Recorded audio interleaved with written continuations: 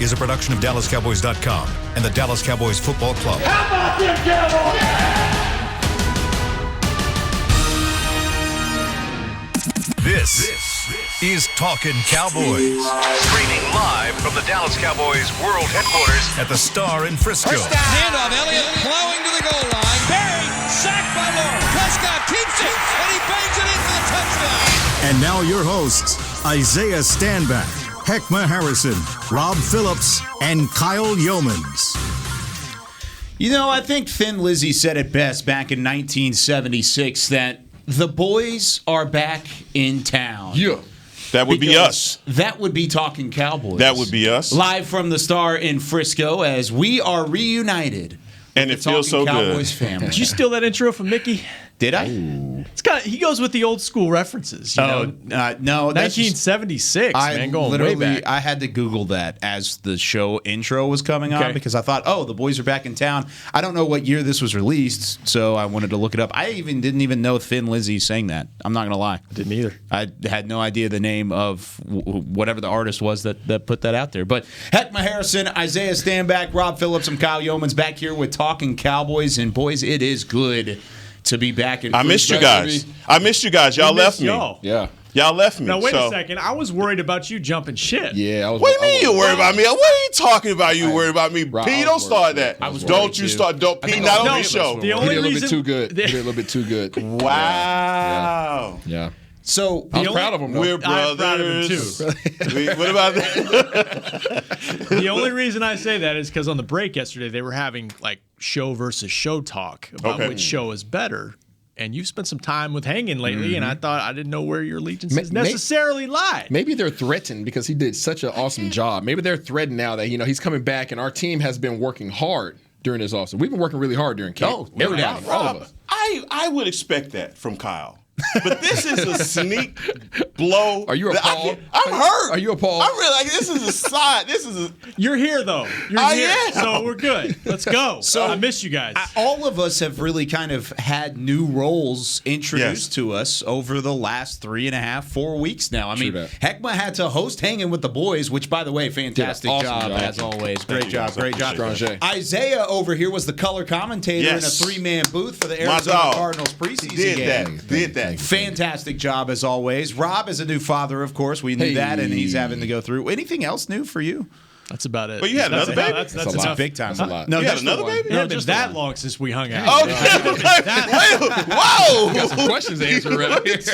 I was just trying to find something new for Rob. Oh, well, you're putting together a documentary, so that's a big time thing. Yes, airing Saturday. Mm-hmm. Oh, nice. Yeah, Darren Woodson called A Path to Safety, His Life and Career. So we're excited about that. It's going to be really Where can we find that really good. It'll be on all of our social channels and airing locally, I guess, on CBS before the preseason game. Nice. It leads into countdown to kickoff for the preseason game against the Texans. And we did it last week with the Drew Pearson documentary, Pearson's life documentary and kind of his story along the way to his Hall of Fame career.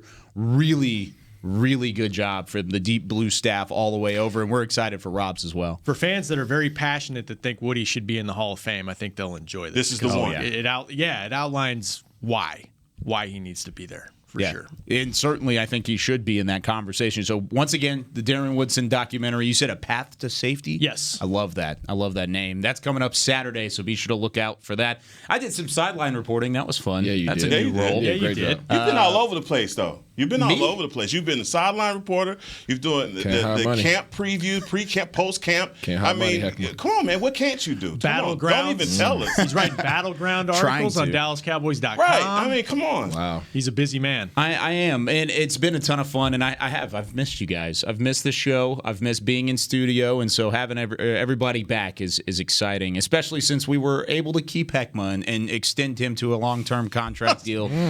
We had some competition from hanging with the boys. Now we back. And we had to make it. Now we back. There it is. Let's go ahead. Since we haven't had this conversation as a group, I want to get everybody's general thoughts about what happened in Oxnard and kind of the growth of this team over the last 3.5 weeks. Heckma, I'll start with you to kind of to get things started. But what have you seen growth-wise the most over the last couple of weeks and throughout training camp so far?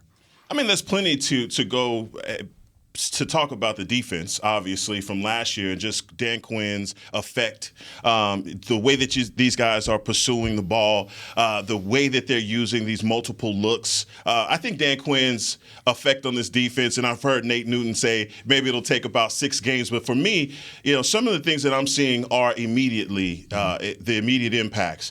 I think the competition level, which we talked about, the culture changing thing coming through competition, and I've loved to see a lot of the competition. Now it's all about these last couple of preseason games, just to see them put this chemistry together, to see, what we're going to have in our team in 2021. But for the most part, I think it's just been about the competition culture that I see happening through Oxnard and continuing here in Frisco.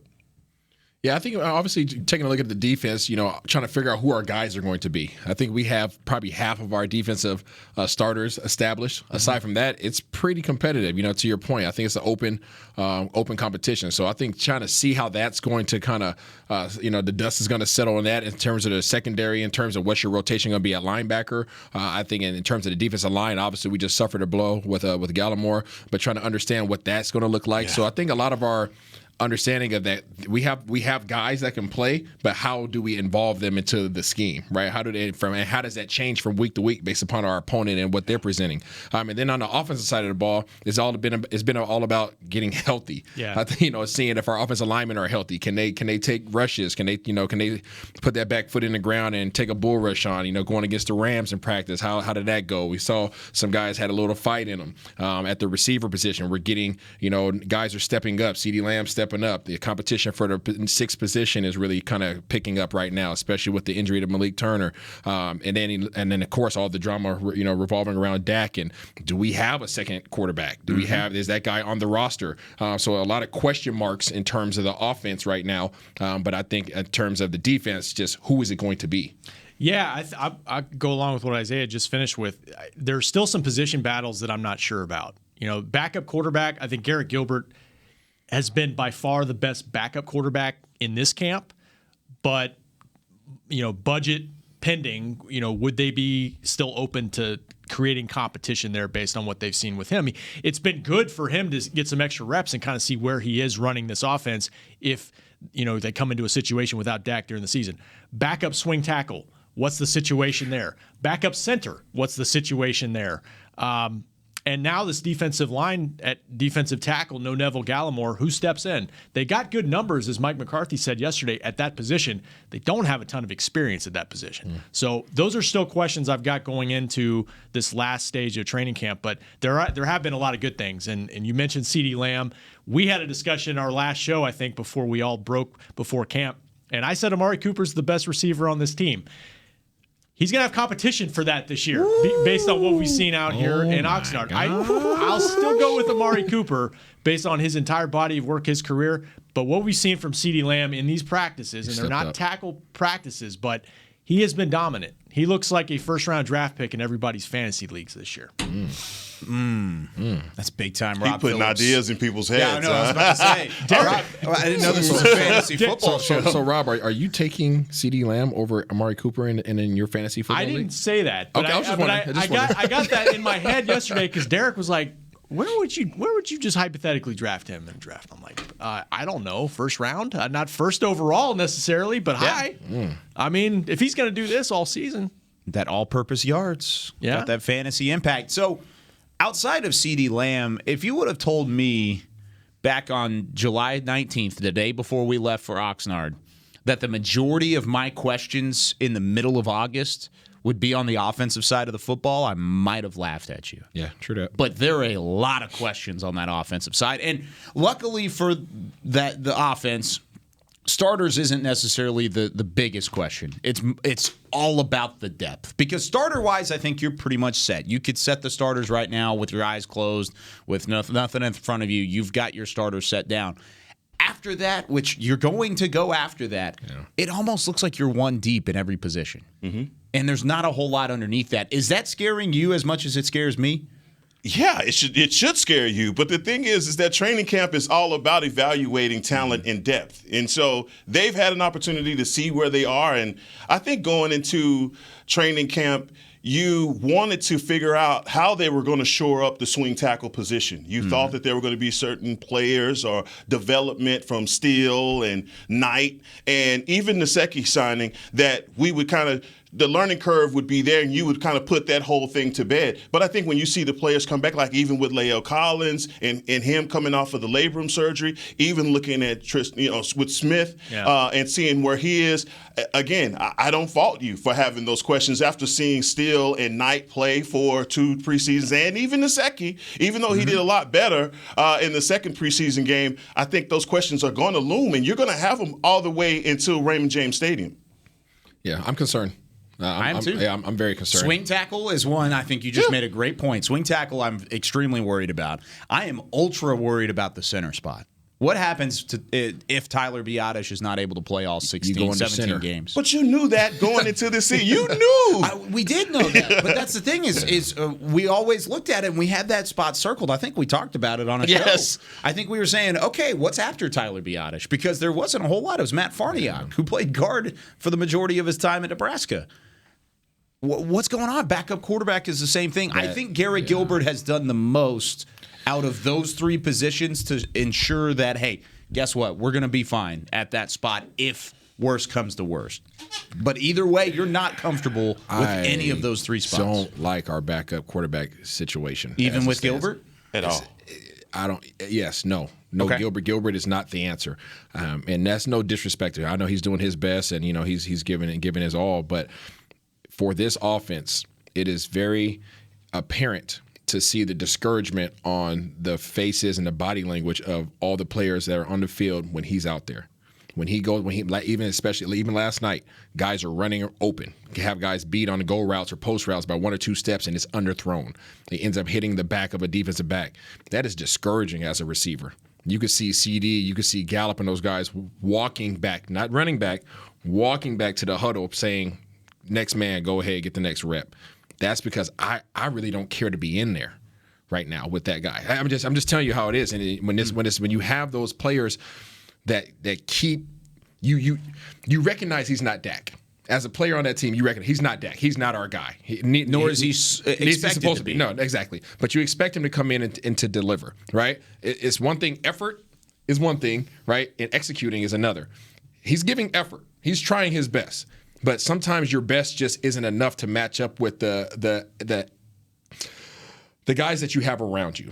So if these guys are outrunning him, not good. If he's patting the ball because he doesn't feel comfortable in the pocket, it's not good. If he can't step up in the pocket and deliver a ball when guys are blitzing, it's not good. If he doesn't have the ability to get out the pocket and create plays when that happens, it's not good. So it's not good not only because you can't run the same offense that you can run when Dak's in the game, but these guys don't even have the faith in you that you can even move the ball down the field. And that's when it becomes an issue because you've seen it last year. CeeDee Lamb dropped a lot of balls last year, not because he wasn't able to catch the ball, but because he was like, I'm not going to be able to do nothing with this ball afterwards. It's literally a light switch. I'm discouraged. So I'm not putting forth that extra to go get this thing because we're probably going to have a 3 and out. Really quickly, so I noticed the same energy level drop off the first practice following Dak Prescott's shoulder injury. There was a noticeable drop off with the energy in Oxnard. How many practices have you watched in Frisco to see that exact thing? Or watched live in general to see that same energy drop off? I saw it in the game.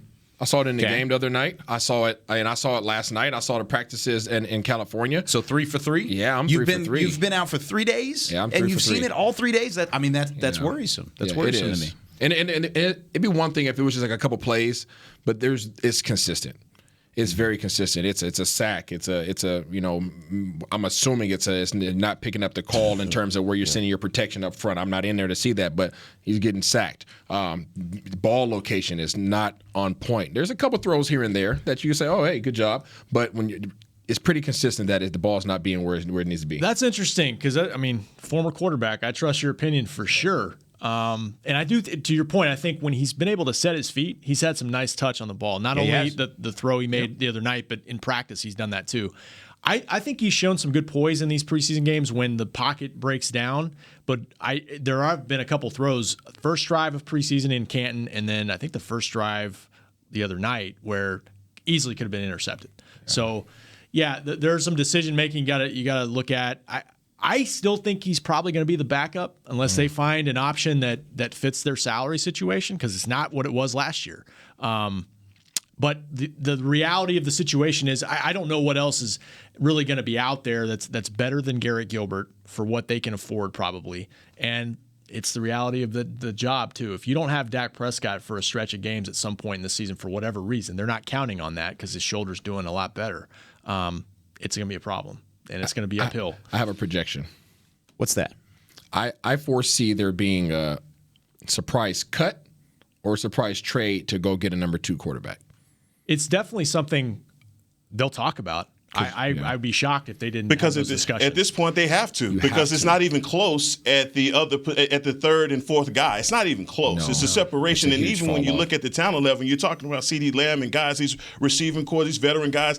They know when you don't have it. Yep. They've ran this route 100 times, and if you hadn't gotten it there any of the times, look, you just can't do it, and that's the discouragement that you're talking about. But that's where even with the backup center position and with the backup quarterback, the powers that be, they know these guys' talent level and what they can and can't do. And these are just things that have to be fixed. The backup center position is paramount. They have to do something about that right now, because you can't go into a season thinking that all of these things are interchangeable like Martin is to right tackle.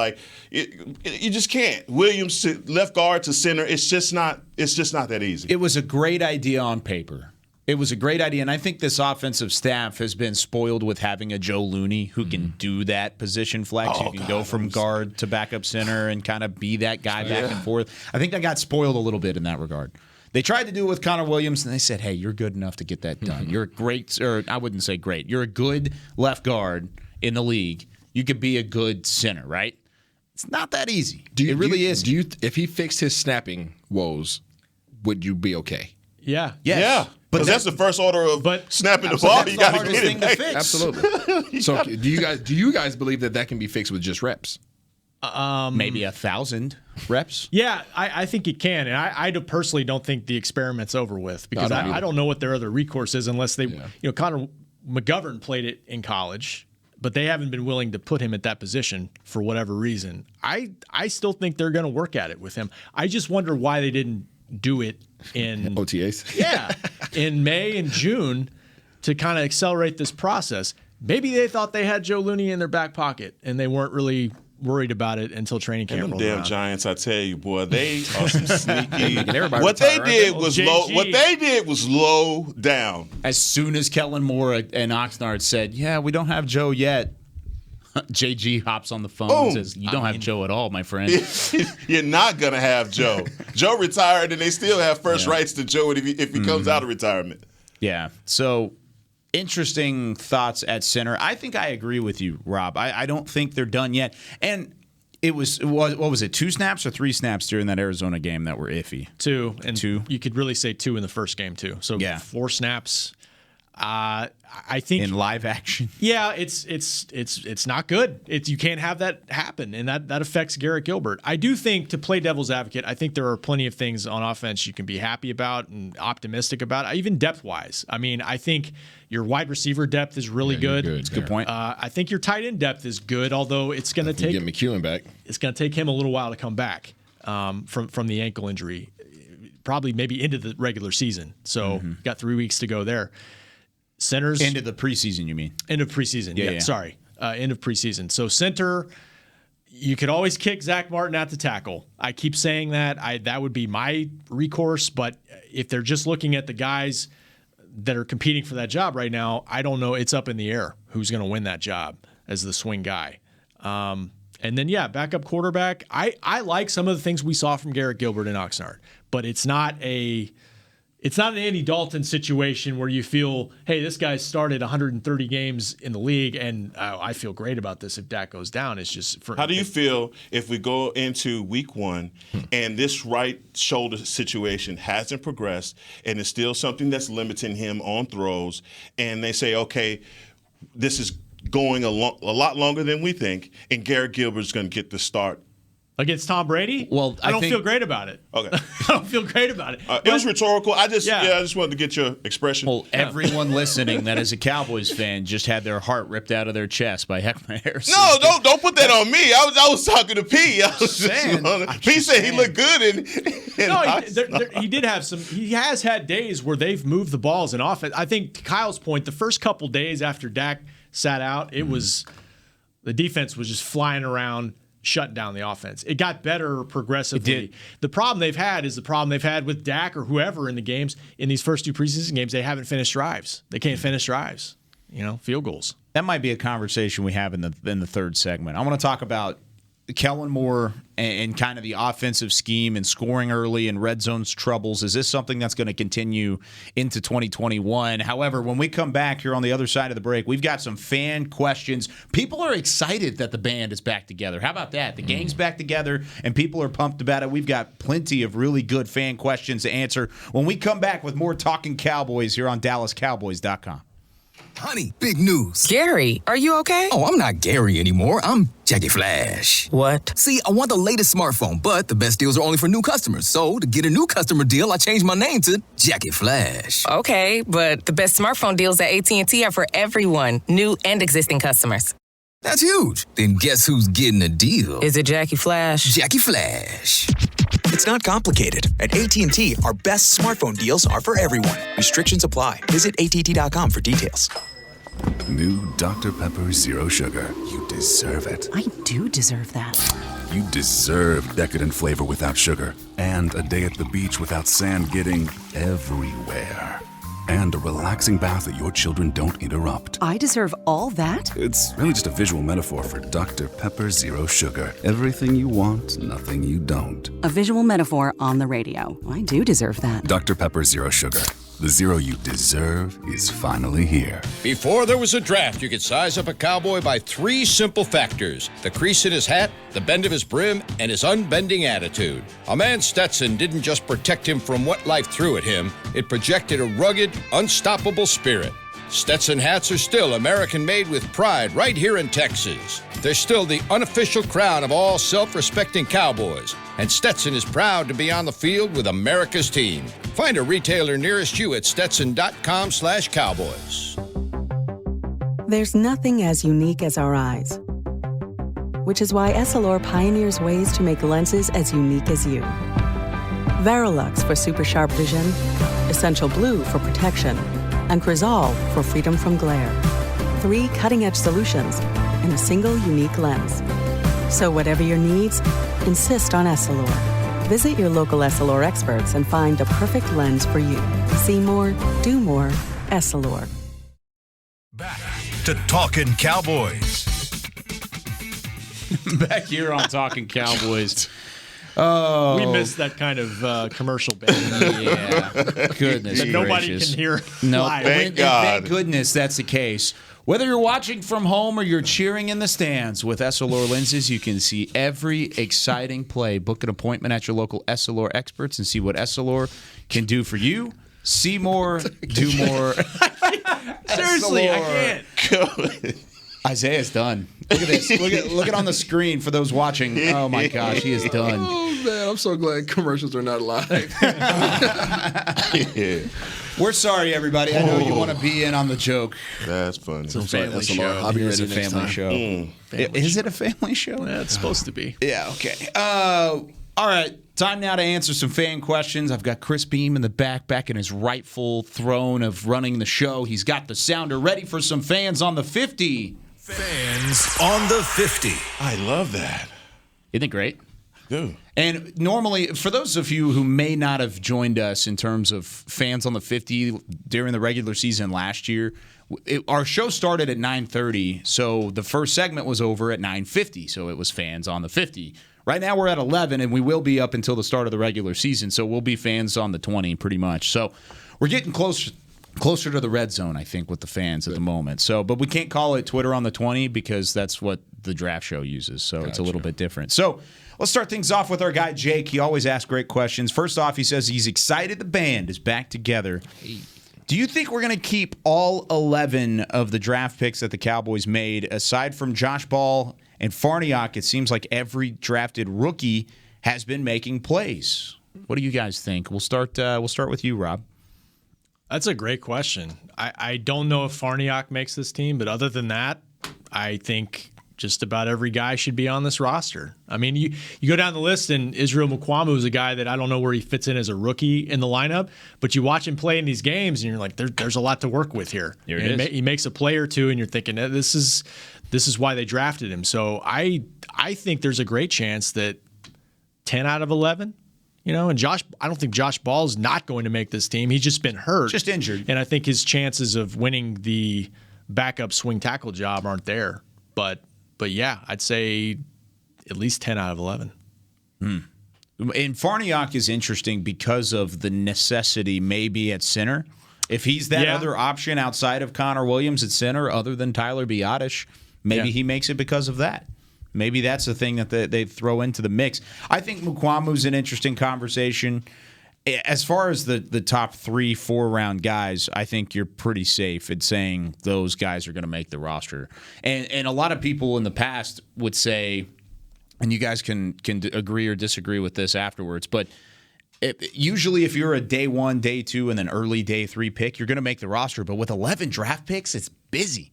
I mean, there's a lot of guys late in that draft class that probably aren't a high priority for roster acquisition and things of the sort. Is there anybody that sticks out to you in that regard, Heckma? I don't want to take Simi Fehoko away from you. Go ahead, bro. No. Because I know that's who you're on. But, I was staying with the O-line trend. I think Farniok is another guy that's battling to get on this roster. But the thing with the backup center may be his saving grace to get on. I'm with you on Izzy Mukuamu.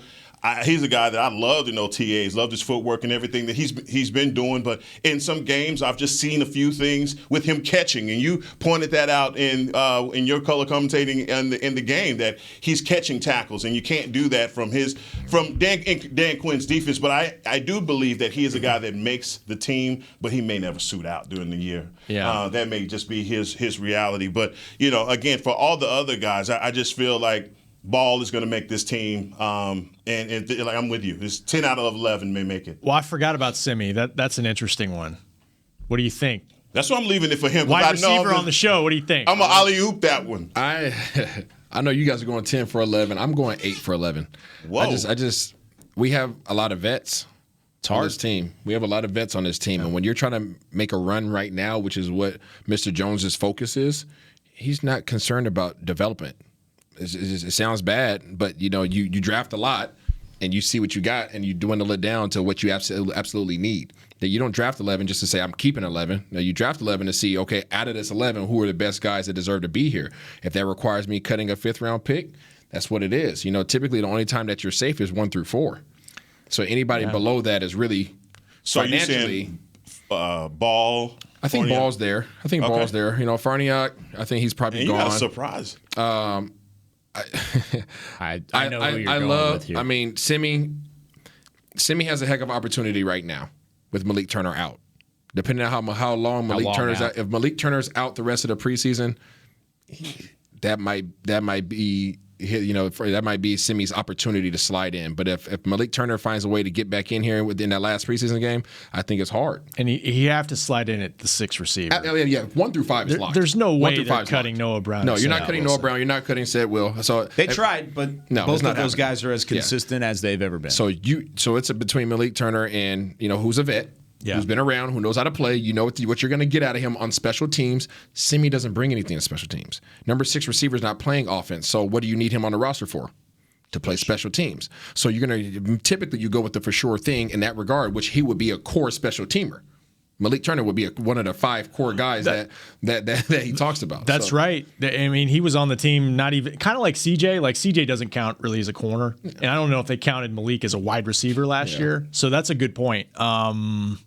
Yeah, I forgot about Simi. I mean, I'm kind of hesitant. I might go 9 out of 11 there, but I do wonder if he's cut at the end of camp, he may be getting claimed by somebody. He'll get claimed. Absolutely. I just don't see, for what this team needs right now, I don't see that he provides that value. Now, I think he'll be okay down the road, but I don't get the sense of urgency that he can contribute in the way in which you need him to right now, which is your 4, 5, and 6 receivers will be key contributors on special teams. That's what they would be. You're right. It would be a developmental guy, kind of like keeping Mukwamu. Yeah, I mean, Reggie Robinson was a developmental guy, and I don't see him sticking around past this year. So I mean, and then you look at Mukwamu. I love Mukwamu, but he's not hitting. So he has to show over the next 2 weeks that he can hit. And that's really just a decision for him. If he shows the staff that he's willing to hit, he doesn't have to be awesome at it. Are you willing to throw your head in there and hit somebody? Then he makes this roster. If he doesn't, then guess what? You're in additional corner, just like he played at the end of the last game. But they show you how much they value Mukwamu on some of their sub packages. I love him. He's not only in it free. They'll bring him up in the nickel corner situation. I've seen him do. I saw it yesterday. Him come up in the nickel corner set and do really well. So that's what I'm saying. I think he's a guy that may make the team. But I like it too, but then again, same thing with him, right? If he's going to be on the roster and you're not going to be like one of our primary safeties or primary corners, what do you have to be able to do to contribute? Special teams. And if you're not running and hitting anybody, you're not playing special teams. Point taken. So if he makes that decision, he secures his spot. That's all they are waiting for. Are you going to decide to throw your head in there and hit somebody? If you're unwilling to do that, I can't help you. And we're not talking about the cuts, by the way, for those listening, from 90 to 85. This is not our conversation. We're mostly 53. Talking about the 53-man roster and the practice squad whenever that comes up. There's a good chance that those guys don't go claimed and go unclaimed and make their way through waivers. I think Mukwamu would probably have a better shot at that than Simi Fehoko. But we see it every year where a guy we think is going to get claimed ends up going unclaimed because every team has their dudes that they want to hold on to. And maybe Fehoko, if he is one of the cut downs, is one of those guys. We're not going to talk a whole lot about the 5 cuts because those could come out any minute. And we don't want to kind of like make our predictions on it too early. How about this? This is from Ernie. He says, does Dak going into his 6th year absolutely need those preseason reps? What value comes from playing him at a series against the Houston Texans that he can't get in practice? I'll leave that to Isaiah. No, he doesn't necessarily need them. Not physically, he doesn't need them. Mentally, he may, but none of us are in that room. None of us are sitting next to him to understand his confidence level right now in his ankle, in his shoulder now. And that throws a whole nother thing into it. So I don't believe that he necessarily needs those reps. I think the guys around him need those reps. Dak doesn't need those reps. His receivers need those reps. His offensive linemen need those reps. His tight ends need those reps. Those are the guys that need them because their success is dependent on him. Yeah, I agree with you. I mean, Louis Riddick on ESPN had a great point. I love his analysis, and he was saying, every year in the NFL is new. You have a rapport with wide receivers on your team, but you have to reestablish that every year. Absolutely. And I do think there's been something lost by him not being able to throw in these practices. And I do think you're the expert on this situation. I think it would be good for him maybe to get a series or two just to kind of see the field in live action and get out there with his guys. But clearly they're not worried about it that much because based on what Mike McCarthy said yesterday, they're not going to rush him in any way. And it's to this point where now I'd be surprised if he plays in preseason because if they're keeping him out of competitive drills right now in practice, they've only really got 2 practices left this week and then they play the game. And he said, we're not going to play him in the Jacksonville game. So now it looks like it's pointing toward Tampa Bay, and they're fine with that as long as the biggest thing is keeping him healthy. You guys, you kill me when y'all come off so cool, calm, and collective about things, right? Because nobody said this guy's he's 11 months removed from football. 11 months. Not only that, he's had to have a reconstruction surgery of the ankle, basically putting things back. 2 surgeries, all right? Now we're going to the shoulder. And by the way, guys, we open up in Tampa Bay, and if he's not going to take any preseason snaps at all, your live action is live action with the world champs on Thursday night, eyeballs all over this thing. And the defense, by the way, man, they are salivating to get a hold of Dak. It's going to be a bunch of 7 and 8 man fronts to come after him and pressure him. He's seen that pretty much his whole career. If he doesn't have the rhythm with his wide receivers, then when do you establish that? Do you establish that in real time, no friendly fire, wartime kind of situation? Because most of the time in the Army, they at least play war games before they send you out there. And I understand he's a veteran, 6 years.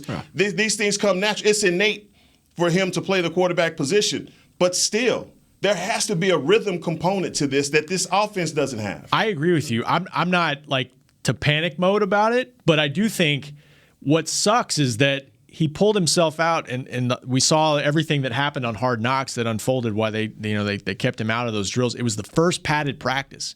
First padded practice. He hasn't really had any team drills since he's come back off the ankle.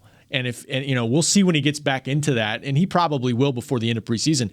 But it's not as much as you would like to just get a rhythm and seeing the field, seeing things, processing things at the quarterback position. It's not ideal.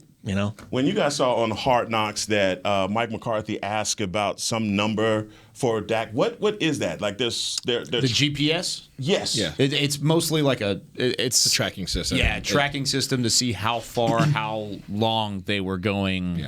100%. Ultimately, is what it is. I didn't know what I wanted to ask you guys. It's a numeric value to the physical strength or strain that the players are going through. Kind of what you do in your gym with. No, so we had. So you guys have that my too? last year in the league, that technology that technology has been around soccer for a very long time. Yeah, they use it all the time. They use it in soccer a ton. It's essentially it's a tracking device. It literally measures how far you ran that day, how fast you were going, exactly your acceleration, and it just puts analytics to your actual work. So instead of just saying, "Hey, Heckma, you've been out there running," it seemed like you had you had 60 plays a day. Okay, cool, that's a good amount. All right, well, how hard were you going? What was your heart rate? Right, all those kind of things, right? So they're able to track all that information, and essentially what you saw on Hard Knocks was them saying, "That's too many reps on his leg."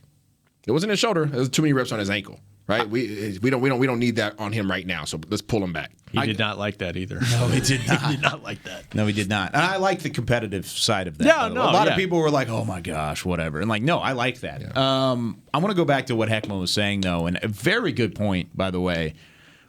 The first time he's going to test 100%, because no matter what you do to try and replicate it in practice, you have a red jersey on.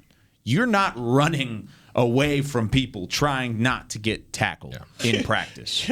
The first time, if he doesn't see a preseason snap, the first time he's going to do that is with that front seven from the reigning world champions barreling down upon you. Yeah.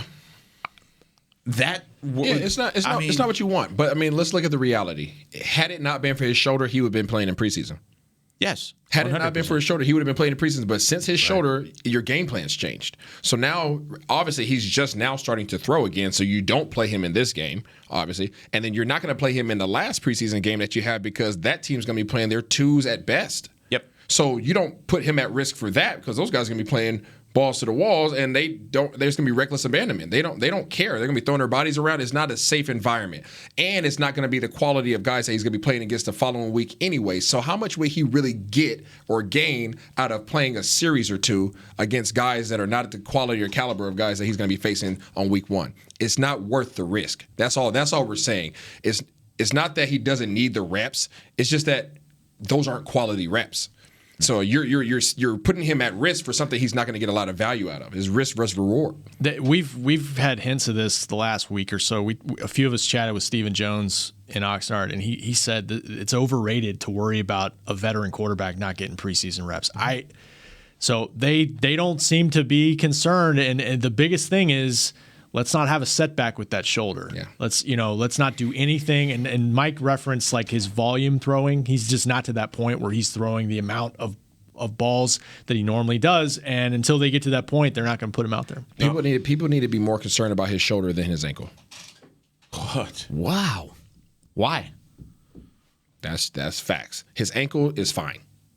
Okay. His ankle's fine. I mean, McEwen was perfectly fine until he got rolled up on, so that could happen to anybody. Yeah. Right? So your ankle is good until somebody rolls up on you, whether you had previous injury or not. His shoulder, he uses that thing, based off of last year, 50-something times a game.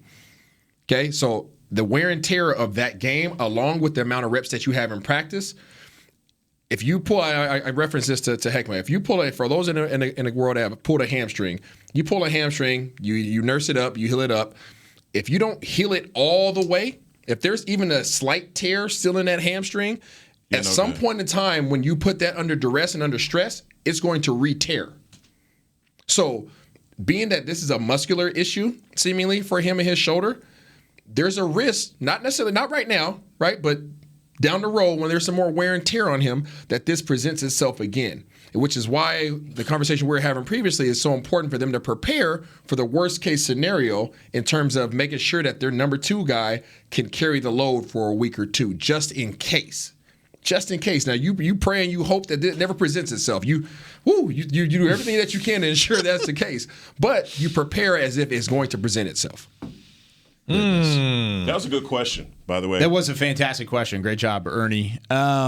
Yeah, so I'm not ready to press it yet, but I'm on Amazon right now. I'm ordering a panic button. You better put it right here. Put it on my side of the table. Panic button. You gonna use Prime Delivery on that one? Or just save for that one. All right, when we come back here on Talking Cowboys, is it time to hit the panic button on Kellen Moore in the red zone? Maybe. When we come back on the other side of the break. Hi, I'm Clint Tillison with United Ag and Turf. Before you can park yourself in front of the game, park yourself in a John Deere and power through your chores. Our Land Run package is a 1025R, 25 horsepower tractor with a loader, rotary cutter, and a box blade for $229 a month. And the price you see is the price you'll pay, no surprises. So don't miss another kickoff. Visit UnitedAgAndTurf.com. Offer ends February 1st, 2021. Restrictions apply. See dealer for details. Now let's get to work. The Cowboys way, where 16 Hall of Famers and 5 championships shows us what success looks like. Where turkey is always the second best part of Thanksgiving Day. Where we are all defined by one single thing, the star. Where we as fans know it's our job to keep the tradition going. Bank of America is proud to be the official bank of the Dallas Cowboys and to support the quest of living life the Cowboys way. Copyright 2020, Bank of America Corporation. Want to use what the pros use? How about the official men's skincare brand of the Dallas Cowboys, Jack Black? Right now you can get the Jack Black Starter, a curated collection of Cowboys locker room favorites for just $10 with free shipping. The starter includes 4 Jack Black skincare favorites plus a full-sized intense therapy lip balm. Go to getjackblack.com/Cowboys and use the code word TEAMJB. That's getjackblack.com/Cowboys. The Jack Black Starter, $10. Free shipping! Honey, big news. Gary, are you okay? Oh, I'm not Gary anymore. I'm Jackie Flash. What? See, I want the latest smartphone, but the best deals are only for new customers. So, to get a new customer deal, I changed my name to Jackie Flash. Okay, but the best smartphone deals at AT&T are for everyone, new and existing customers. That's huge. Then guess who's getting a deal? Is it Jackie Flash? Jackie Flash. It's not complicated. At AT&T, our best smartphone deals are for everyone. Restrictions apply. Visit att.com for details. Back to Talkin' Cowboys.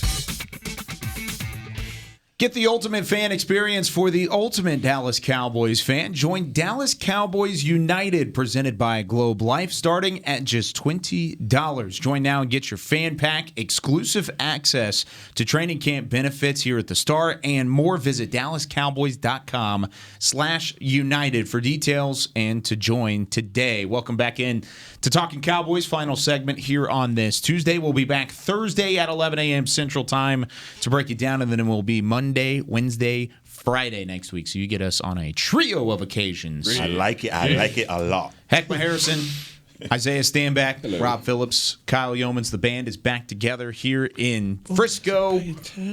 Yeah, there you go. It was a good open. It was a good reference at the top. It was. I was asked on the sideline. I was walking around, and by the way, Cowboys Nation showed out at that Arizona game. By the way, there were a lot of Cowboys fans everywhere. They were loud. Yeah. I know that's usually the case, but I mean, that being my first time on the sideline for a Cowboys game in, I guess, 4 years. Yeah. Yeah, 100%. Did you feel like a small human? Yeah, I did. I'm 6'3". Like, I'm not a little guy. Heckma makes me look little. You make me look little. Rob sometimes does too. He's a big guy. We're all kind of large human beings in here. But man, I felt small. I'm girthy. Oh, it's a word I never thought I would hear on this show. Yeah. Chris, we got a dump button. No. That's what are you talking about? Just boned it. Save that. Yeah, that was. Mark We're gonna that. clip that. I was asked while walking around by somebody up in the stands, said, "What time are we going to talk about Kellen Moore? When are we talking about Kellen Moore?" And my initial answer was the regular season in my head, anyways. And my thought process as the day went along was, this was such an issue in the red zone last year, getting off to a hot start offensively, with the exception of the first, 3 games. Even then, we got off to slow starts. So I guess all of last year, slow starts offensively. Yeah. Is this a problem, Heckma Harrison? Is Kellen Moore, what's going on with him and his play calling early in games and then whenever they get into the red zone? This preseason has really, and just training camp and being able to be in the building, has given me an up close and personal look at Kellen Moore's offense. And my honest opinion is if this thing ever catches, it is going to be on fire. Sure. It is going, because he's using multiple sets. He ran out of, I had someone point this out, he actually passed out of an I formation. That is so 1988. Like, it's Emmitt Smith, Moose, and Mike and Harper out there, because this is just certain things you hadn't seen in an offense in a very long time. I like it. The thing is, I think sometimes is that he gets to the red zone and he's got a list so big and he's trying to figure out how to get the play calling together, and he's had some misses, right? And I'm not making up a whole bunch of excuses. I just like the scheme that he has. And I think that it's absolutely going to work once he gets Dak and gets all of his guys back together. But those are the questions that are looming with Kellen Moore. And I feel like, look, you guys, we're married men in here, so you know that the best apology is change behavior. I can tell you I'm sorry all day, but if I don't change my behavior, then I'm just going to doom to repeat it over and over again. Change your behavior in the red zone, Kellen. Change your behavior in the red zone. Run the ball. And I know a lot of people do not like going with those, 12, get crowded all up together and run the ball. But sometimes you got to go back to basics on this thing. And that's where I feel like Kellen needs to be. I would like to think that Kellen Moore has been in his Waterboy Green Book. And that he's been drawn up before it got stolen from him. Where do you come up with this stuff? I would like to think that he has been drawing up just the most ridiculous plays you've ever seen, because he has every weapon that every team in this league wishes they had aside from Tampa. We have the most weapons in this league on the offensive side of the ball. And with the new arrival of a Dalton Schultz, and what he now allows for you to do on that side of the ball, our possibilities should be endless. So I would like to think that his behavioral change is coming this year. Yes. And preseason should be no indication in terms of what his work has been on the back end, because he's not supposed to show what he's going to do when this opening season comes. Now, week 1, I want all the tricks out, because they need to get off to a heck of a start against a heck of a team. Yeah, for sure. Kyle, your initial reaction, that's mine. I'm reserving till the regular season. I think Heck said that too. Haven't seen Zeke have a carry in preseason. I think running the ball with your starting offensive line is what they didn't have last year, to be able to create that part of your offense with all the injuries. That hurts you in the red zone when you can't do that. And if you have to go back and look at every situation and why it didn't happen. If you look at the first drive that they had in the red zone against the Steelers in Canton, it was pass protection. A couple plays broke down, and he had to toss the ball up, and one of them almost got intercepted. He shouldn't have thrown it. So there are different reasons why, but I'm just going to wait and see when it's got the full complement in there, and you hope that they are the full complement in there. I think we're all on the same page then. Yes. Wait until the regular season. That's something that I think a lot of people have a tough time doing, a lot of fans out there, because it was so frustrating in 2020. Heck yeah. It happened all the time. It was slow starts or offensive red zone struggles. I mean, those were two things that were knocks against Kellen Moore, and then you get out in the first two preseason games, and it's the same story. And so it is frustrating, and I 100% get it, but you're right. The offensive line, and we're going to talk about them here coming up here in a second, but having them back out there, having Zeke as a part of that weaponry on offense, having all three wide receivers at the same time out on the field. We haven't seen that in the preseason game yet. I mean, having your quarterback, there's a lot of things that you are going to have in the regular season that you don't have in the preseason, right, including a full playbook. So regardless of the talent that's out there, your playbook goes from being this big to that big once the preseason comes around because of what you want to show to other teams and what you're going to put out on film. But I mentioned the offensive line, and Heckma, I'll start with you on this one, but they've looked really good. I mean, as a starting five, the guys that you are excited to have that return with, man, they look the part throughout. And I want to get your excitement level on having those guys back into the mix. Anytime you have number 77 on the field, you better be excited because he's the best in the business. So seeing him healthy, I mean, and seeing him just completely eliminate people in practice is promising for me. Zach Martin is just a savage. I mean, he's Zach Martin, and you know what he's going to do. He's done it time and time again. Biadasz, there's obviously some confidence in Biadasz if they're not getting him reps in the second preseason game and running Connor out there. So that, to me, I just want to say, all right, obviously the coaching staff feels confident in him. Connor is he's bringing it back. I mean, you see him fighting with Aaron Donald, things like, I like where Connor is going, toughness, but I don't want to see him at center at all, ever. That's a nightmare. I don't want to see that. So I'm liking what I'm seeing from an offensive line perspective, but not seeing Zeke run behind that offensive line yet is giving me the bigger questions. Like I said, with La'el Collins, I've been watching him a lot because he was the one guy that I had the biggest question marks on. And it was in the Arizona game. He was trying to reach block Xavier Collins. Xavier Collins is the real deal, by the way. I'm telling you. And he's the guy you was high up on, and he's the real deal. But he was trying to reach block Xavier. He couldn't get there. There are guys right in front of him. Yesterday, we were talking in the press box and talking to Derek. There are guys that's right in front of LC that are beating him. And these are just things that we are not used to seeing from him because he's such a dominant guy at the right tackle. So all in all, I'm really pleased with what I'm seeing. I just feel as though these next couple of preseason games, getting La'el Collins, just that confidence behind him, I think that's going to be the thing that's going to be important for the offensive line. Yeah, I feel good about our starting line. But the guys that had to step up last year in terms of Knight, in terms of Steele, I feel like they've taken a massive step backwards. Really? Absolutely. Even Steele? Because I feel like Steele is definitely taking a step forward. I would agree with you on Knight. I haven't necessarily been impressed. You've seen more than I've seen practice-wise, but for the practices that I've seen in some of the games, I feel like he's taking a step back, and it's almost as if they had the confidence last year because they had to be the guy. It's a necessity. It's a necessity. So I have to step up and be the guy. So you start getting some of your old confidence back, right? Like I'm that dude again.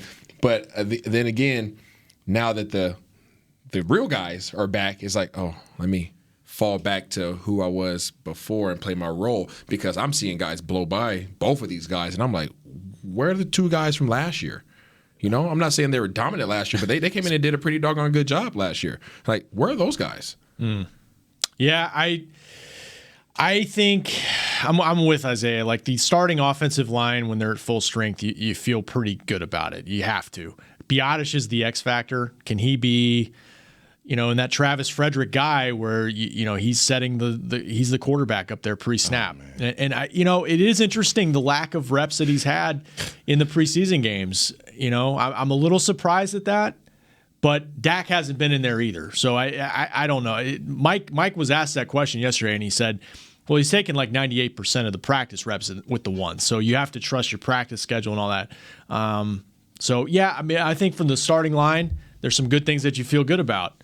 I'm not sure about the center backup position. I'm kind of with Kyle. I think if you're looking at the the swing tackle candidates, not counting Zach Martin, who can slide over there, I think Terrence Steele might be the best one that we've seen since Oxnard started. I agree. But Ty Nsekhe's taken more of the snaps on the left side, so it kind of lends you to think he's still the leader in the clubhouse to win that job.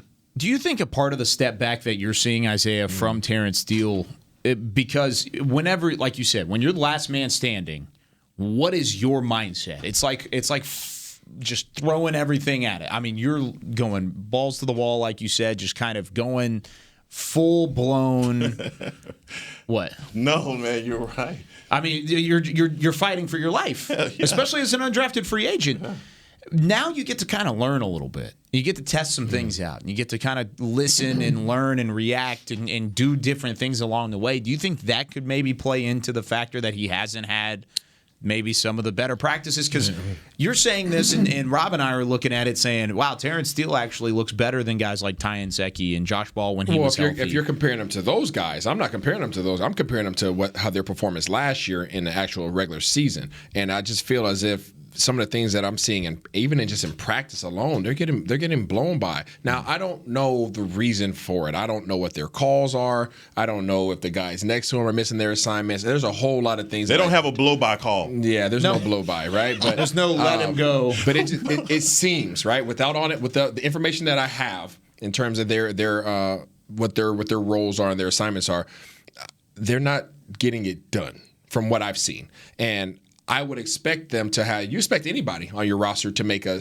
leap in the proper direction, and I just feel as if they just have pulled that lever back. And I don't. Again, there's a whole lot of reasons why it might be. It might be because they're intimidated. It might be because maybe their coaches are getting on them a little bit more. Maybe it's the backup quarterback situation and what's going on there. Yeah. I don't know. There's a whole lot of what ifs. Yeah. But I'm just not seeing. I was expecting them to come out and be kind of stoic up front, and I'm seeing their numbers turn sideways a lot.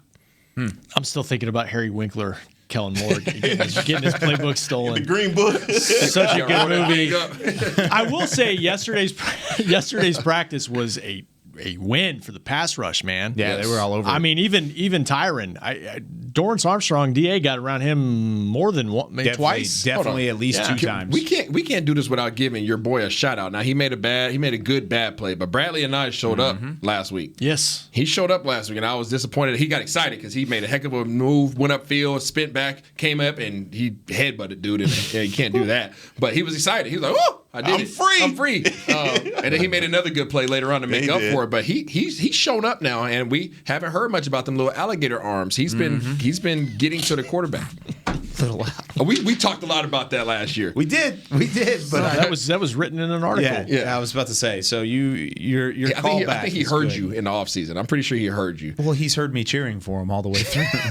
The coaching staff of me asking straight camera on camera please to give him. I was excited for him. I was really excited. I've been excited too. I've kind of come to the terms that he may be the odd man out. I think yesterday, this isn't my sheet from yesterday, but I did like what I would do, or what I think the coaching staff would do cut-wise, and I think he was on that chopping block. So I don't know. I liked what I saw from him. I still think he's got a little bit of a ways to go, and maybe he's a developmental guy to continue to be. Hey, you talk about yesterday's practice. Man, the defense and defensive line, Dorrance Armstrong, you tweeted about Dorrance Armstrong. Putting together that solid preseason game and his practices. I know this may be a contract year for him. But, man, Dorrance he looks big. Yeah, he looks good. And special teams loves him. Special teams coach loves him. Yeah, loves him. I'm just saying, just from what I've seen from 92, man, he's looking good. There's a Battlegrounds coming out on DallasCowboys.com about Dorrance Armstrong. How about that? Yeah, it's coming up. I think Nick said it'll probably be up around lunchtime. So Malik Hooker showed up yesterday in practice. Yes, he did. He's looking good. Outside of the pick, how did he look? Because everybody saw the pick. It was a pick six. It was on a tip ball. He looks right comfortable. place, right time. His footwork looks good. I know a lot of people are looking at him in his previous injury. To me, he looks good. I was sitting up there with Barry Church yesterday, and we both were saying the same thing. He looks fluent right now. And obviously the pick was a heck of a tip ball. He just had to catch it and go with it. But overall, Nashawn Wright. Yeah, Nashawn. If Nashawn just put his hands on somebody, He did better last game. He did better last game. But E Honda, I need the E Honda to come out. I don't know. Should we give him like the Street Fighter game? We probably should. Can we go talk to somebody about that? Younger than I am, he probably doesn't know. Yeah, but if can we doss him? All right, can we at least doss him? Just throw it out there, hit him in the chest, and forgot about him too. How do you do this? Like, what do you walk? I'm excited about him. He has a lot of potential, and I hate that word. But if he just gets physical, he will be everything that Dan Quinn wants him to be. No, he's and to going back to Malik Hooker, when you were talking about KZ in the Arizona game, he came up and filled in a Harry, and you saw that immediately. Like it was like, whoa, we hadn't seen that. Look at the safety filling. There was no thought process. No, he came up and he filled it. Yeah. And so if that's what we're looking for, especially in Dan Quinn's defense, having safeties that are aggressive and can read and react sideline to sideline, Malik Hooker, I think just from his time in the league, that's his staple. That's what he does. The DB room is an interesting conversation. Yes, it is. And we're going to have that coming up on Thursday. I think that's going to start our show. We're going to talk about some DBs, barring any crazy news between now and Thursday. We're going to have a DB conversation. Yeah. Look forward to it. Probably 10 guys going to stick around. Yep. Maybe 11 if you wanted to stretch it, but most likely it's probably going to be 10. And there's tough decisions on the line coming up, and we're going to talk about it on Talkin Cowboys. But that's going to do it for this edition. Want to thank everybody. Oh, my God. It's back. Say it with your chest every single time. Yeah. For Chris Beam in the back, Heckma Harrison, Isaiah Stanback, Rob Phillips, I'm Kyle Yeomans. We'll see you on Thursday with more Talkin Cowboys. This has been a production of DallasCowboys.com and the Dallas Cowboys Football Club. How about this, Cowboys? Yeah!